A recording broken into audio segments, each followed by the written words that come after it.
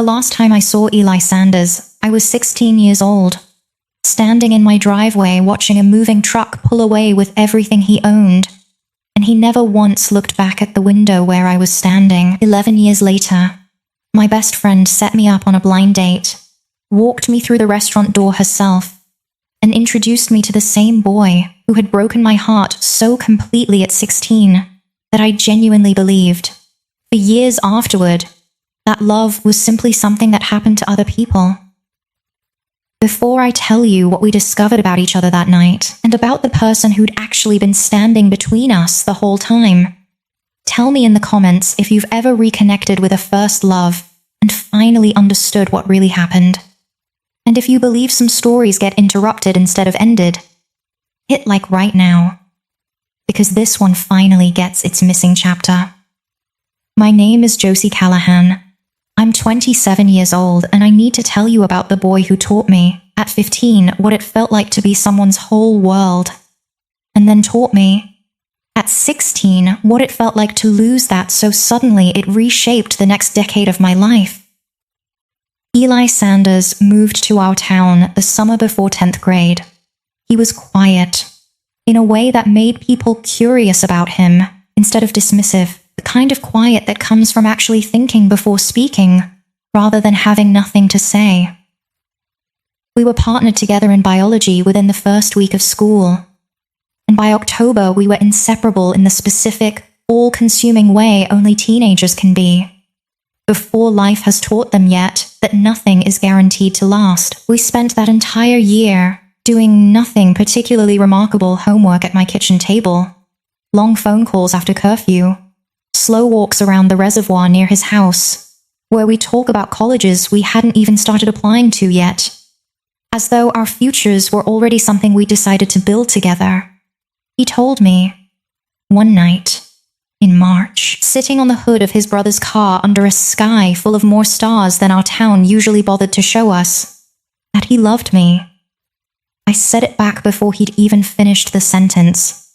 I want you to understand how genuinely happy that year was, because it matters enormously for how confusing and devastating everything that followed became.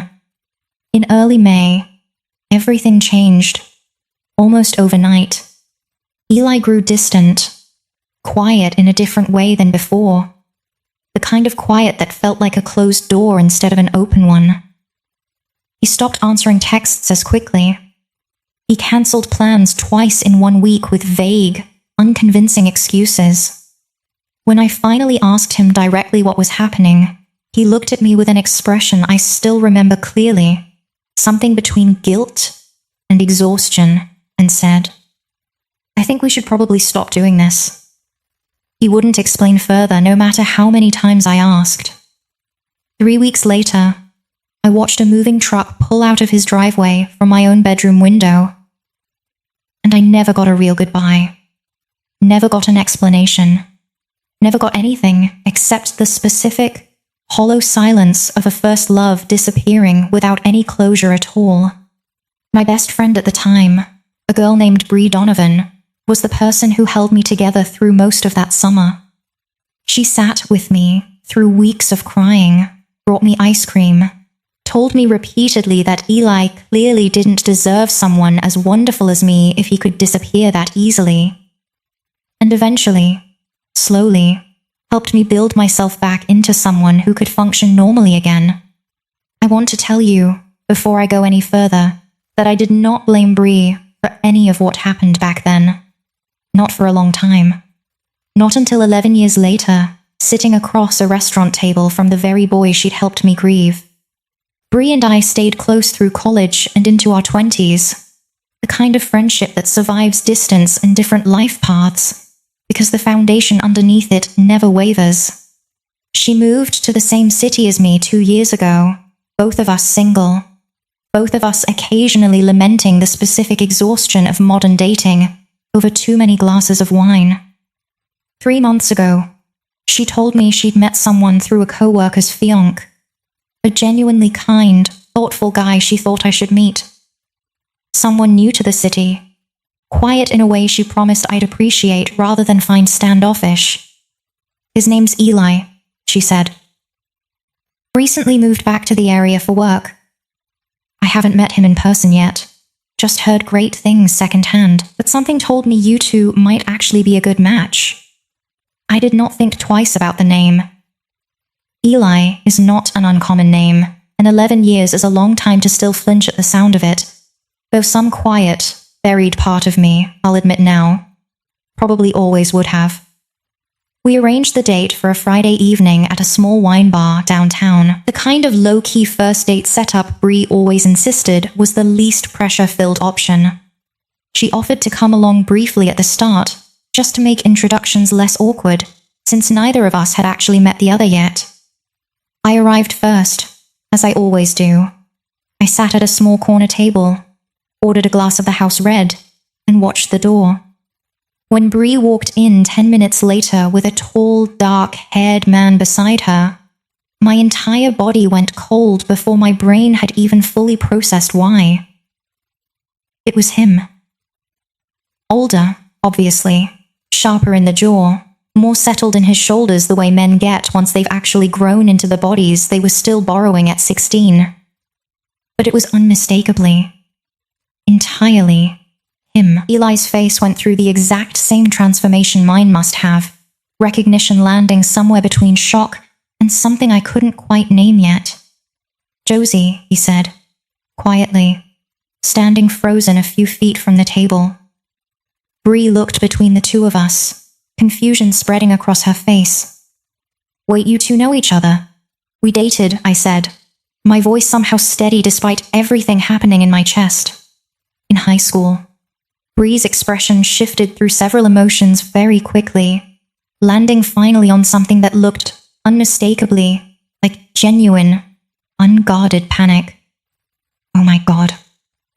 Oh my God, Josie. I had no idea, I swear. I never would have, it's fine," I said, though I wasn't entirely certain it was. Bree made an excuse about an early morning the next day and left within a few minutes, clearly rattled in a way that struck me, even in the middle of my own shock, as somewhat disproportionate to simply setting up two people who happened to share a complicated history. Eli and I sat across from each other in silence for a long moment after she left. "This is insane," he said finally, a small, disbelieving laugh escaping him. "Bree set us up. 11 years later." "Bree specifically, you know her?" I asked. "We went to the same college for a year before I transferred," he said. "We reconnected a few months ago when I moved back here for work. She mentioned setting me up with someone. Never said a name." He paused, studying my face carefully. "Josie, I need to ask you something, and I need you to actually tell me the truth. Did you know it was me before you got here tonight?" "No," I said honestly. I had absolutely no idea. He nodded slowly, something working behind his eyes. "Can I be honest with you about something?" he said. "I've thought about you more times over the last 11 years than I'd probably ever admit to anyone who asked directly. I never really understood what happened between us. Not really. Not even now." "You ended it," I said, an old familiar ache rising in my chest despite 11 years of distance. "You told me we should stop. Wouldn't explain why, and then you just left 3 weeks later without saying goodbye." "That's not exactly what happened," he said carefully. "Or at least, it's not the whole story." "Then tell me the whole story," I said, "because I spent that entire summer believing you'd simply stopped loving me overnight. And I built a lot of my early 20s around the assumption that people can just disappear from your life without any real reason at all." Eli was quiet for a long moment, turning his glass slowly on the table. "My dad lost his job in April that year," he said finally, suddenly, completely, the kind of layoff that happens without warning. "My parents didn't tell me right away, but I overheard them arguing about money for weeks before they finally sat me down and told me we were probably moving, likely by summer, to wherever my dad could find work again. I was devastated. I didn't want to leave you. I genuinely thought, for about 2 weeks, that maybe there was some way to make long distance work, that maybe it wouldn't actually happen. that maybe something would change. Then what happened? Bree happened, he said quietly. My stomach dropped. What do you mean? She found me alone at lunch one day. Maybe 2 weeks before I ended things with you, he said. She told me she needed to tell me something as your friend. Something she said you didn't have the heart to tell me yourself. She said you'd already started talking to someone else, some guy from your summer camp job, and that you were planning to end things with me before I even had the chance to tell you I was moving. She said you didn't want it to be awkward, that you'd asked her to find a way to let me down easy without making it a whole dramatic conversation. I felt something cold spread slowly through my chest. That never happened. I never said anything like that to her. There was no one from summer camp. I hadn't even started that job yet. I believed her, he said. Completely. I was already devastated about moving. Already convinced I was about to lose you to distance anyway. And then Bree made it sound like you'd already emotionally checked out before I even had the chance to be honest about what was happening with my family. I thought, if you'd already moved on, breaking things off quickly and quietly would hurt less for both of us than dragging out some complicated goodbye. I never told you about the move because by the time I ended things, I genuinely believed you were already looking forward to being free of me anyway. I sat back in my chair, feeling the entire architecture of that devastating summer rearrange itself in my mind. She told me something almost exactly opposite, I said slowly. She told me, right after you broke things off, that she'd heard from a friend of your brother's that you'd already been talking to some girl from your new school before you'd even moved, that you'd basically checked out of our relationship weeks earlier and just hadn't told me yet. She said it explained why you'd gotten so distant. I believed her completely, because she was my best friend, and because it lined up perfectly with how confused and hurt I already felt. Eli's face had gone very still. There was no other girl. I hadn't even visited the town we were moving to yet. We sat in silence for a long moment, both of us slowly understanding the shape of something neither of us had ever fully seen before. She lied to both of us, I said quietly. Separately, different lies, perfectly designed to make each of us believe the other had already given up. Why would she do that? Eli asked. Though I think some part of him, like some part of me, was already beginning to understand. I thought back, carefully, to that spring, to the specific way Bree had always seemed just a little too invested in Eli's attention whenever the three of us spent time together. The comments she used to make about him that I dismissed at the time as harmless friendly banter. I think she liked you, I said slowly. I think she liked you the entire time we were together. And I think when your family situation gave her an opening, she decided to make sure neither of us ever found out the real reason things fell apart. Because the real reason might have actually kept us fighting to stay together. Eli was quiet for a long moment, processing something that had apparently rearranged 11 years of his own understanding just as thoroughly as it had rearranged mine. She dated me, actually, he said finally. Junior year, after I'd moved. About 8 months after everything happened with you. It lasted maybe 2 months before I ended it. I always wondered why it felt so hollow. Why I never really connected with her the way I thought I should have, given how close she'd apparently been with you both. She's been my best friend for 11 years since then, I said. Something hardening in my chest. She held me through months of crying over you. She sat with me at my kitchen table more nights than I can count, telling me you clearly didn't deserve someone as wonderful as me. And this entire time, she was the reason we never got the chance to actually choose whether we deserved each other or not. We didn't finish that first date the way either of us had expected to.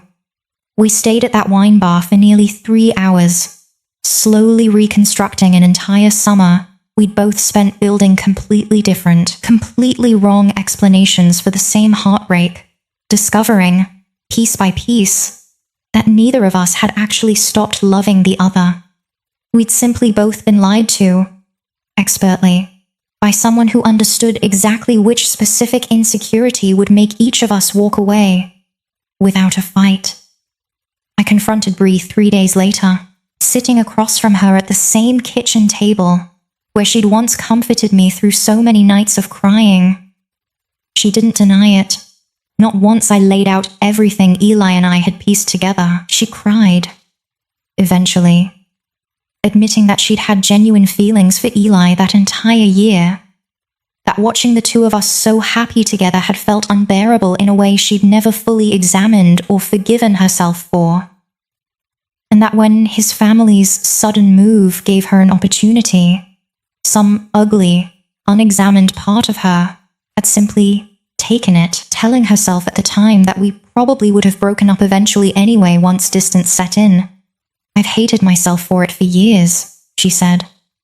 "Every time you talked about how betrayed you felt by how he left, I felt sick, because I knew I'd built that betrayal myself, and I never had the courage to actually tell you. Setting you up with him wasn't some plan to fix things. I didn't even fully clock it was the same Eli until you two were standing in that doorway together. I think some subconscious part of me finally wanted the truth to come out, even if I wasn't brave enough to be the one to say it. I want to tell you I forgave her, instantly, generously, the way movies suggest good friendships eventually recover from anything. The truth is more complicated than that. I needed several months of distance before I could even consider what our friendship might look like going forward. If it could exist at all after 11 years built partially on a lie that had cost me and Eli an entire chapter of our lives we never got the chance to write for ourselves. Eli and I, meanwhile, moved slowly and carefully, both of us aware that 11 years is a long time, that the people we'd become were shaped by choices we'd each made without the other, that reconnecting wasn't simply a matter of picking up exactly where a 16-year-old couple had left off. We dated properly, deliberately, learning each other again as the adults we'd actually become rather than the teenagers we remembered. 6 months after that blind date, Eli told me something that still undoes me a little every time I think about it. I used to wonder, every single year around this time, what might have happened if I just told you the truth about my family instead of believing what Bree told me, he said. I spent 11 years assuming that door had simply closed on its own. Finding out someone deliberately closed it for us is somehow both the worst and the most freeing thing I've ever learned. Because it means we didn't actually fail each other. Someone else failed us. Separately, on purpose.